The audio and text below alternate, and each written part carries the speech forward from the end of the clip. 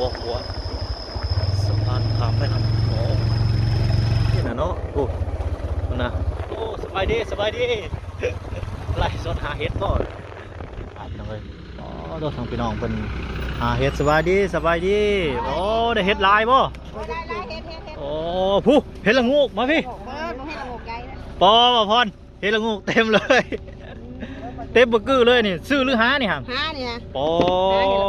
ตัวสอนหลีพี่น้องเอ้ยปอพากันมาแต่ทางใดนี่ฮะมาแต่ทางเมืองชนบ่สิกลับแล้วดิโอ้ผูกบ่นี่ปลาของไปเลยเดี๋ยวปลดก่อนของวะเดี๋ยวบริผูกแล้วมาหน่อยบริผูกโอ้เดี๋ยวปลดก่อนไปตรงไหนมันของเนาะไป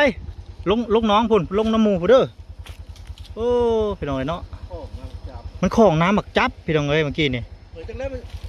มันติดของอยู่นักนี่เนาะฮึบเดี๋ยวบ่พรเฮ็ดพวกบ่พรหันมาจีบเอาหน่อยแม่พี่นี่เลยลงมาปลดอันคุ้ยไปเฮ็ดปวก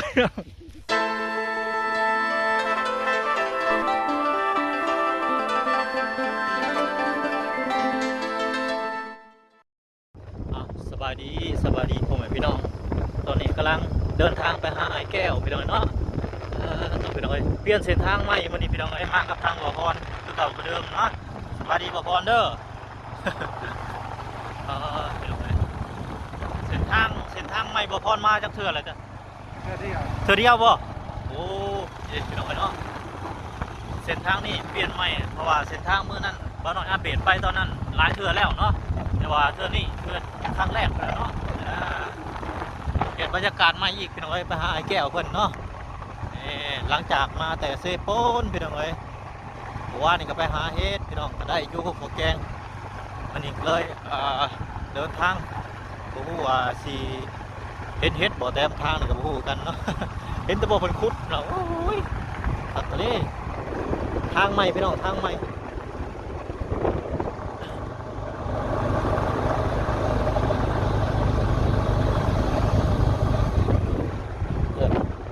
เส้นทางใหม่เส้นทางนี้ยังบ่เคยมาทำพี่น้องเนาะ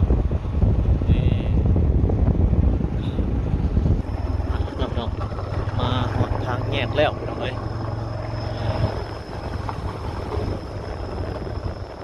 ทางนี้ก็เป็นทางลัดอีกเส้นนึงพี่น้องเนาะมี2-3เส้นทางพี่น้องหัวสะพานข้ามแม่น้ำโขง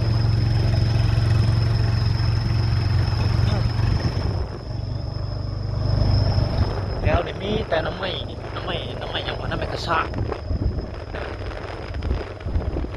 ตายขนาด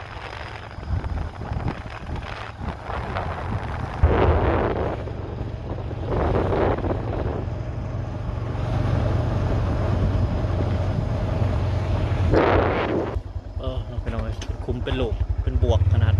ยามฝนยังมาบ่ได้เนาะลมมันเปื้อนตอนนี้ยังแห้งอยู่ฝนยังบ้าอยู่ฝนยังบ่ตกทีอยู่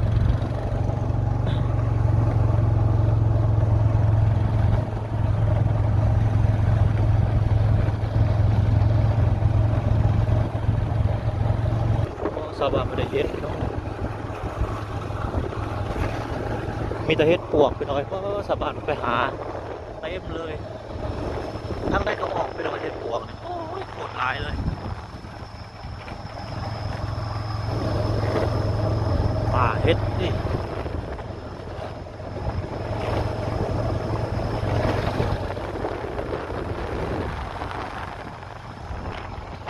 ก็หลุดจักรขึ้นมาเฮ็ดเนาะมีแต่รถจักรจอดอยู่เต็มเดี๋ยวมีแต่ขึ้นมาเฮ็ดเนาะขอสู่ดินทรายพี่น้องมันบนทางได้แล้วก็ดินทราย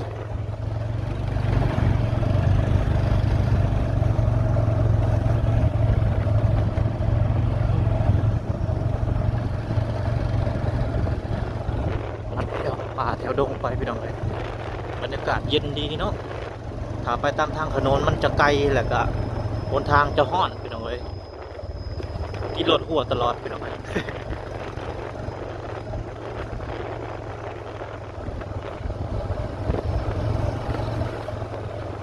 โอ้สบายมาแต่หาเฮ็ดบ่นะขี่รถไถ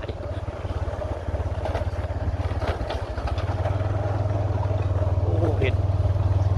เต็มตาเราบ่จักโอ้เต็มตาโอ้เฮ็ดดินก็มีนะมีแต่เฮ็ดไปเลยแถวป่าแถวโพง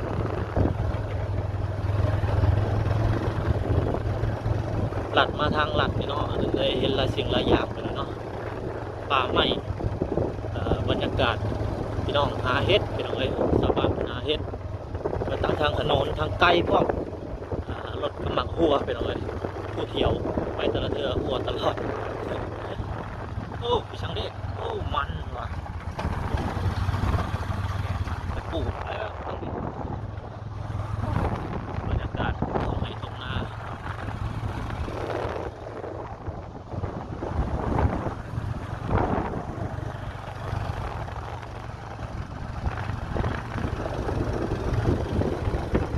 โอ้ต้นตาลแล้วเลยตา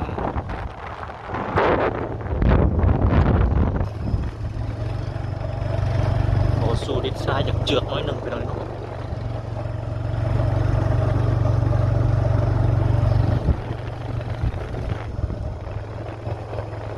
เป็นคู่ไปหน่อยเท่านั้นก็ทำไม่จิกไม่กุ้งไม่ซาดลายแถวนี้เขตนี้ไม่ซาดลายเขตนี้อ๋อแต่ไม่ซาดไม่กุ้งเลยเต็มให้หน้าเลย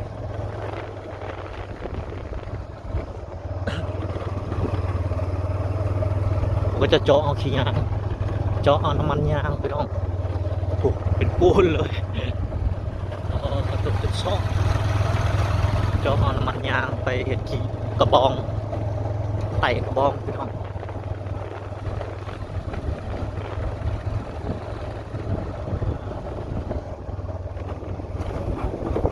ดินแถวนี้จะเป็นโคกดินทรายพี่น้องเลยดินหินแห่โอ้เด้น่ะเนาะโอ้นะโอ้สบายดีสบายดี ไล่สดหาเห็ดก่อนตัวพี่น้องเนาะมาหาเห็ดมาซื้อเห็ดมาไล่สดอีกโอ้ขนาดอาจจะมี2 ยูทูบเบอร์พี่น้องอยู่ในกัน โอ้โหได้เห็ดหลายบ่ได้เห็ดหลาย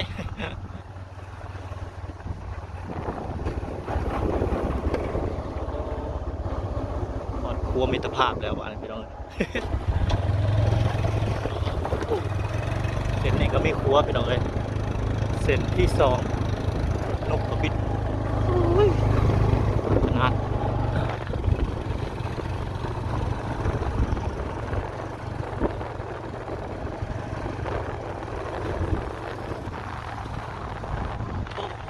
ฟังว่าถูกพี่น้องมีแต่ละครัวใหม่ดีๆเลยจริงไม่ร้อนบนทางก็จะเสียวๆจังเลยพี่น้อง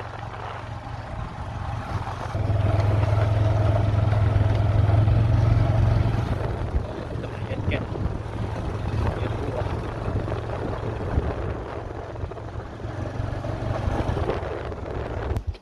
พี่น้องเนาะจอดพักผ่อนน้อยหนึ่งก่อนพี่น้องเนาะมันกระติ่งกระโต้พี่น้องเอ้ย อ๋อเจ้าสมบรรยากาศธรรมชาติก่อนจักหน่อยจักเล็กเป็นโคกเห็ดเนาะ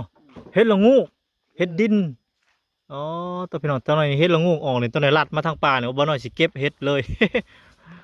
เออคักโอ้พี่น้องเอ้ยบรรยากาศธรรมชาติเลยต้นจิกต้นเสือกต้นกุ้งต้นเมือดมีหลายชนิดต้นดูก็มีพี่น้องต้นดูต้นแดงกกซีกกซีกกคำป้อมกกเสือกกกย่อหลายชนิดพี่น้อยเนาะไม้โคกนี่โคตรหลายเลยไม้กุ้งไม้สมมอกกสมมอกกแมงคามก็มีกกหมากว่าโอ้หลายชนิดต้นลำเกี้ยงผู้ต้นบักใหญ่เลยผู้แป้นงามเลยพี่น้องอยู่คือไม้ยุ่งนี่แป้นไม้ลำเกี้ยงนี่โคตรงามแต่บางคนแพ้กับมันกินกันเรียบร้อยเปื่อย กระติ่งกระโตโอ้ คิดฮอดตอนอยู่นาเด้บรรยากาศนี่พี่น้องเอ้ยเนาะช่วงแรกๆตะกี้ออกไปไห้ไปนาเดี๋ยวนี้แปลนเบิดแล้วพี่น้องอยู่ไห้อยู่นาก็ได้ดูดเป็นสวนอ้อยสวนมันบ่คือแถวนี้พี่น้องเอ้ยมันกว้างดีแถวนี้ไม้ก็บ่อึดบ่อยากเฮ็ดเรือนเฮ็ดซานเฮ็ดตู้เป็ดเถียงได้อย่างสะดวกสบายพี่น้องเอ้ยแถวนี้คักๆดินหินแห้งโอ้ตัวพี่น้องเอ้ยเนาะถึงว่าสิปลูกหยังบ่ได้ก็มันเป็นธรรมชาติเฮ็ดหนองเลี้ยงให้เลี้ยงปลาเนาะจกหนองโอ้น้ำอยู่ดีได้หินดานแบบนี้น้ำบ่บกพี่น้องเนาะในระหว่างรอถ่านเลยอ๋อตัวทางพี่น้องเป็น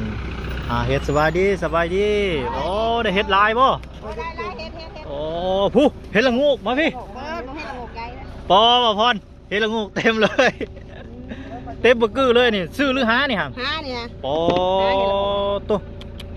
สอนหลีพี่น้องเอ้ยปอพากันมาแต่ทางใดนี่ฮะ ว่าแต่ทางเมืองส้น เมืองชนบ่ สิกลับแล้วดิ โอ้เอ้ากลับออกทางพี่บ่ ให้เพิ่นสิหัวรถแล้วลูกหัวหน้าเพิ่น โอ้โดยอ๋อตัวเป็นอะไรเนาะอ๋อ นี่ระ ขั บบ กะ ไกล ลิเห็ดละงกใหญ่ ใหญ่ เห็ดปวกก็มีเนาะอันนี้ ปวกก็มีเด้ อ๋อตัวขักกะลินี่แต่อยากหาเด้นี่เนาะออกตามโคกเนาะเห็ดละงกเนาะอ๋อคนกระลายบ่แถวโคก บ่ลายมื้อนี้เมื่อวานนี้ลาย โอ้แสดงว่าออกลายมือแล้วนี่เนาะ ลายมื้อแล้วประมาณ3-4มื้อ โดยขักกะลิ คือละงูนั่นเนี่ย เต็มไปเลยบ่พอนโอ้มีแต่เห็ดละงกกันนี่ โอเค ไปลองเนาะมาในระหว่างทางพ่อสาวทิพย์สาวทิพย์อันซื้อซ่องพอได้ก่อนบ่พร ไปดิพี่น้อง โดย ทิพย์ซะแนล สาวทิพย์แนลเนาะ แม่ เพิ่นอยู่ กันอยู่อาจจะพรเด้ โอ้เคยพ่อเพิ่นครั้งแรก แต่ว่าบ่จื้อเพิ่นไปน้องไอ้เนาะหน้าตาเพิ่นแต่โดนแล้วแหละจักปีแหละ2-3ปีหรือบ่จักเนาะ 2-3 ปีแล้วเฮิงแล้ว แม่นแล้ว เฮิงเลยพี่น้องเลย ต่อช่วงขึ้นไปช่วงตามหาญาติหลังๆหั่นแหละพี่น้องเอ้ย แม่น เคยเห็นเพิ่นเทื่อเดียวแต่ลืมละโอ้เพิ่นอยู่แถวเมืองซนนี่เนาะ อยู่เมืองซนไหนอันจากเมืองซนไปหาบ้านเพิ่น2 ลักหนึงก็ เอ ต้องเมืองซนนั่นแหละ อ๋อ บ่ฮอด2 ลักก็ต้องในเมืองซนเลย อ๋อ จากตลาดเมืองซนหายันเพิ่นก็ลักเดียวนึงนะ อืม พอลงทุนมาซื้อเฮ็ดอยู่พี่น้อง แม่นเพิ่นมาเลาะทัวร์เฮ็ด ได้ พี่ หลา น้ ย องเอ้ย ถึงน้องบ่น้อยเนาะ อ๋อเต็มเบอร์เกอร์เลยเมื่อกี้นี่อันนี้ออกลายมือได้บ่พร ป้า เพิ่นว่ามื้อนี้หาคนบ้างสุดแล้วสงสัยหลาแล้วซ้ำนี่นะ อืม ก็เสิร์ชแล้วมันออกมือตะบิดจักสิซ้ำใดโอ้ยพี่ตาจะมาเก็บอะไรไปดองเอ้ยเนาะ แต่คู่นี่กว้างขวาง กว้างโคตรกว้างเลยพี่น้องเอ้ย ซ้ำสิมา โอ้ หา ตกคอมเมนต์บ่เคยมาย่านลงอยู่เนี่ยต้องมากับเจ้าที่เพิ่นได้พี่น้องเอ้ย ปลาเลาะซุ้ม ซุ่ม4ซุ่ม5บ่ได้ได้แบบนี้หิวข้าวน้ำตายได้แบบนี้ ลงป่ามานี่บ่ได้มีบ้านคนเด้อแถวนี้มีกำลังห้างพี่น้องเอ้ยเนาะในระหว่างเช้าเมื่อยพี่น้องเนาะเห็นเช้าที่เพิ่นพี่น้องเอ้ยเพราะว่าเขตเพิ่นแถวนี้คือสิแม่นอันบ่อนเขตจุดเพิ่นหั่นแหละบ่อนเพิ่นเคยมาหาบ่ทั่วแถวนี้แหละประมาณนี้แหละพี่น้องเอ้ยเนาะเดินทางต่อพี่น้องเอ้ยหลังจากเช้าเมื่อยเมื่อกี้นี้โอ้หัวอีกแล้วนี่ต่อหัวอีกแล้วเดินทางต่อพี่น้องเอ้ยไปจุดซุ้มพุ่นแหละบ่อนนายแก้วเบยพ่อสมเลยเด้งปุ๊บเย็นขนาดเป็นเอ้ยมาตามป่าตามดงเย็น ย้ำนะเดี๋ยวจะเด็ก โอ้ยแต่บรรยากาศดีโบเที่ยวแหละเป็นทางยางทั้งที่สบายกับมันห้อนแดดอีกอย่างตีรถแตกตลอดคู่เที่ยวเลยได้พี่น้องเอ้ยแต่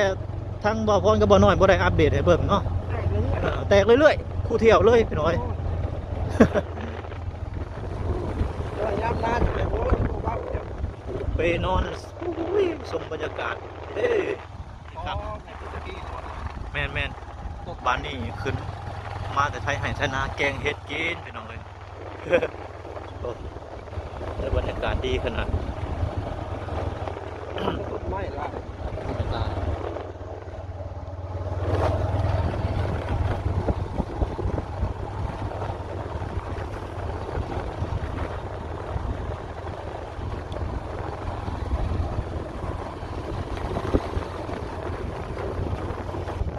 พี่น้องบ้านนี้มาเห็นงัวเห็นควายแล้วพี่น้องบ้านนี้อยู่แค่นี้ตัวเดี๋ยวนี้ก็เลี้ยงควายโอ้ผูกแม่น้ำเต็มหน้องอยู่ ตัวไปเลยโอ้ผูกบ่อันนี้ปลาของไปเลยเดี๋ยวปดก่อน ของวะเดี๋ยวจะคุณบริปูแล้วมาหน่อย บริผูกอ๋อเดี๋ยวปดแม่นบ่บริผูกอันนี้โอ้ไปลองเลยเนาะ โอ้ รัด ออกแม่นบ่เพิ่นบ่ได้ผูกตินี่เนาะปลดก่อนไปตรงไหนมันของเนาะไปลงน้องพุ่นลงน้ำหมู่พุ่นเด้อโอ้พี่น้องเอ้ยเนาะ โอ้งามจับ มันของน้ำหมักจับพี่น้องเอ้ยเมื่อกี้นี่ เฮ้ยจังแล้วมันติดของอยู่นักนี่ เนาะฮึบเดี๋ยวบ่พรเฮ็ดพวกบ่พร หันมาจิ้มเอานะแม่ นี่เลยลงมาปลดอันคุ้ยไปเฮ็ดปวก ไปใช้หาหมูเนอะเดี๋ยวบ่พรหาหมูมันลงมาปลดคุ้ยไปเฮ็ดปวกโอ้อาตี้เห็นดอกเดียวพี่น้องนี่เด้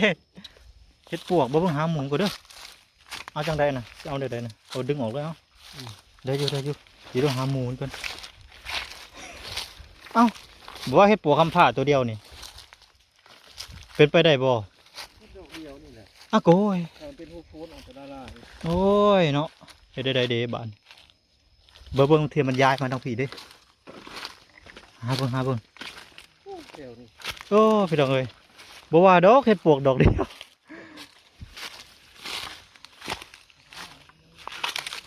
หาก่อนพี่น้องเอ้ยบางทีเฮ็ดนะแม่บานจกเพือกโอ้ตายแล้วนี่เนาะเฮ็ดดอกเดียวโคโลช่ำพี่น้องเอ้ย พอสิมานน้ำมูลนี่เนาะโอ้ยเฮ็ดปวกแท้โคนี่ออกน้อยเนาะออกน้อยแห้งเลยมันคือแถวดงว่ะจักแลถึกหมูมันโอ้ยแล้วกันบัดนี้มันของเป็นควายของกินบ่หน่อยปลดให้ ไปเดินทางต่อไปดังเลยกูเช็ดดอกเดียวนี่แหละ แซ่บใช่ไหม แมนแถวนี้ดอกกระเจียวก็สิหลาย บ้านบ่ย่าอยู่ข้างหน้านี่ได้ โอ้ ใกล้ๆบ้าน มันบ่ได้ใกล้ บ้านเกิดแล้ว โอ้ก็ที่นี่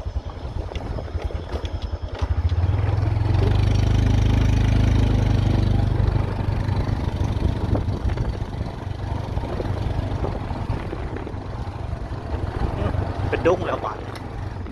เริ่มเป็นดงแล้ว เย็นไปสิเนาะ เย็นเลยเย็นคักลีเป็นดงแล้วป่ะเย็นได้ดง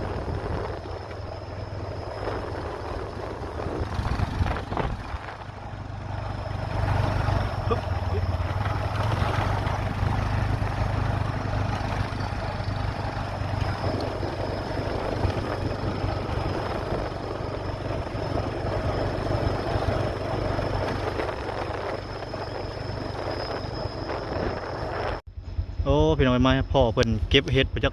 งวยอยู่พี่น้อยเนาะโอ้สบายดี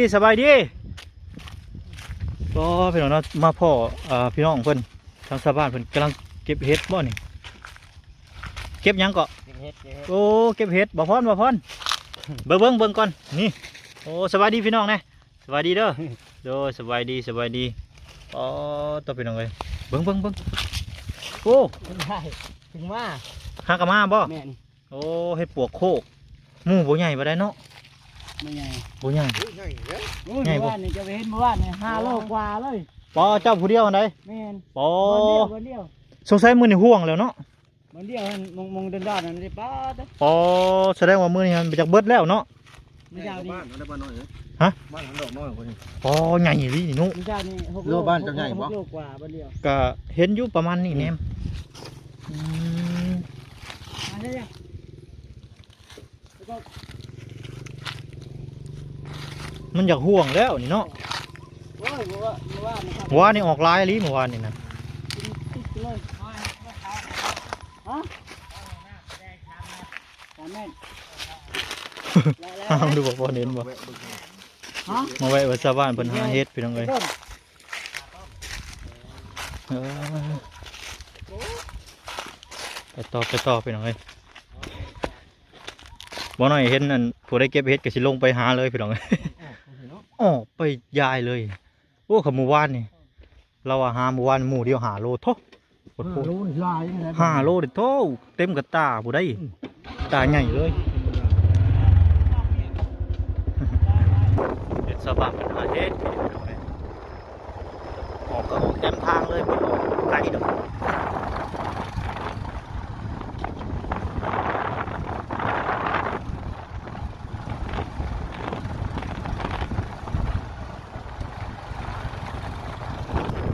ตัวพี่น้องเอ้ยมาทุกคนเลยเป็นหนองใหญ่ใหญ่เป็นต้นไม้ตายไปเลยเพราะว่าน้ำท่วมน้ำมาไหล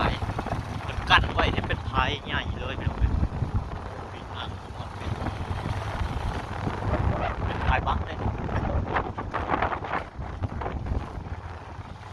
น้ำหัวหักอยู่ดอกน้องเลยหัวหัก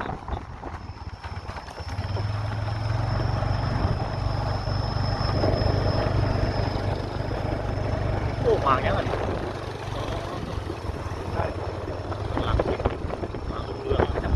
ปางได้ตัวหนานี่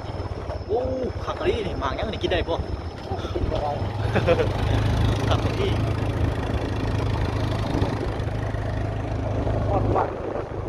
โอ้เดินวัดบ่นี่ตัวแมนโอ้ควายทันควายลายว่าควายลายได้ยินเสียงเป็นเลี้ยงควายบรรยากาศโอ้นี่มันง่วงบาดงัวเต็มสวนเลยกูได้เดินยาวๆเลยเลี้ยงงัวปล่อยเลย โอ้งัวร้ายเว้ยเพื่อนเนี่ยแก้ไขทางชีวิตชาวบ้านเพื่อนแต่ผมมีเงินก็ขายงัวขายเขาได้เขาร้ายกันแม่แม่ต้องไปลาว แม่สู้ไปเรา ถึงเขาไปนี่เขาก็มีความสุขแบบนี้นะ แม่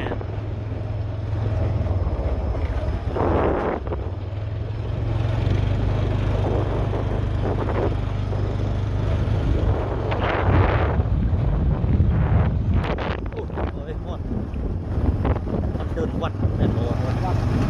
วัดป่าโอ้ป่าคักป่าเนี่ยรีบโคตรแบบว่าโอ้ไม่ผมวักเลยนะทางแต่ต้นน้อยมัน เอาไว้เป็นหุบเย็นเลยนี่บ่สลาเลยนอนวัดป่าโควัดโค